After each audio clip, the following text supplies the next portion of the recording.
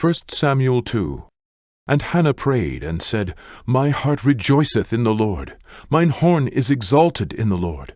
My mouth is enlarged over mine enemies, because I rejoice in thy salvation. There is none holy as the Lord, for there is none beside thee, neither is there any rock like our God. Talk no more so exceedingly proudly. Let not arrogancy come out of your mouth, for the Lord is a God of knowledge, and by him actions are weighed. The bows of the mighty men are broken, and they that stumbled are girded with strength. They that were full have hired out themselves for bread, and they that were hungry ceased, so that the barren hath borne 7, and she that hath many children is waxed feeble. The Lord killeth, and maketh alive. He bringeth down to the grave, and bringeth up. The Lord maketh poor, and maketh rich. He bringeth low, and lifteth up.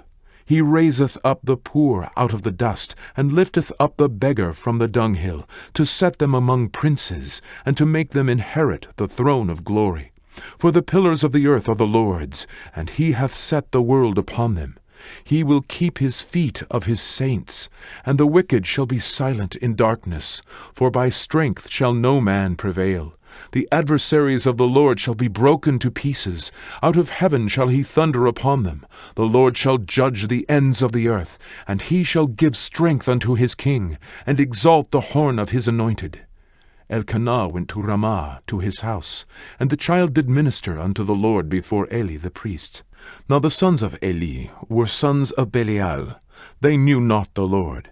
And the priest's custom with the people was that, when any man offered sacrifice, the priest's servant came, while the flesh was in seething, with a flesh-hook of 3 teeth in his hand. And he struck it into the pan, or kettle, or cauldron, or pot. All that the flesh-hook brought up, the priest took for himself. So they did in Shiloh unto all the Israelites that came thither. Also before they burnt the fat, the priest's servant came, and said to the man that sacrificed, Give flesh to roast for the priest, for he will not have sodden flesh of thee, but raw. And if any man said unto him, Let them not fail to burn the fat presently, and then take as much as thy soul desireth, then he would answer him, Nay, but thou shalt give it me now, and if not, I will take it by force. Wherefore the sin of the young men was very great before the Lord, for men abhorred the offering of the Lord. But Samuel ministered before the Lord, being a child, girded with a linen ephod. Moreover, his mother made him a little coat, and brought it to him from year to year, when she came up with her husband to offer the yearly sacrifice. And Eli blessed Elkanah and his wife, and said, The Lord give thee seed of this woman for the loan which is lent to the Lord. And they went unto their own home. And the Lord visited Hannah, so that she conceived, and bare 3 sons and 2 daughters. And the child Samuel grew before the Lord. Now Eli was very old, and heard all that his sons did unto all Israel, and how they lay with the women that assembled at the door of the tabernacle of the congregation. And he said unto them, Why do ye such things? For I hear of your evil dealings by all this people. Nay, my sons, for it is no good report that I hear. Ye make the Lord's people to transgress. If one man sin against another, the judge shall judge him. But if a man sin against the Lord, who shall entreat for him? Notwithstanding, they hearkened not unto the voice of their father, because the Lord would slay them. And the child Samuel grew on, and was in favor both with the Lord and also with men.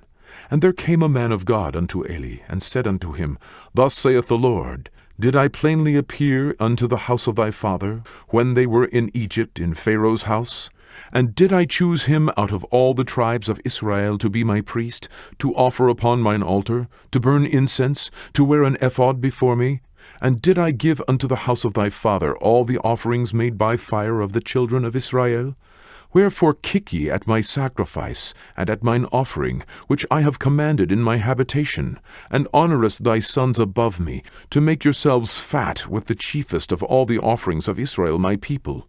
Wherefore the Lord God of Israel saith, I said indeed that thy house, and the house of thy father, should walk before me forever. But now the Lord saith, Be it far from me, for them that honour me will I honour, and they that despise me shall be lightly esteemed.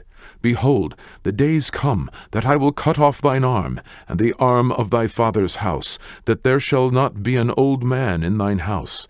And thou shalt see an enemy in my habitation, in all the wealth which God shall give Israel. And there shall not be an old man in thine house forever.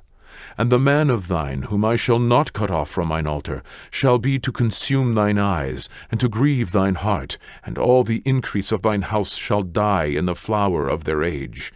And this shall be a sign unto thee, that shall come upon thy 2 sons, on Hophni and Phinehas. In one day they shall die, both of them.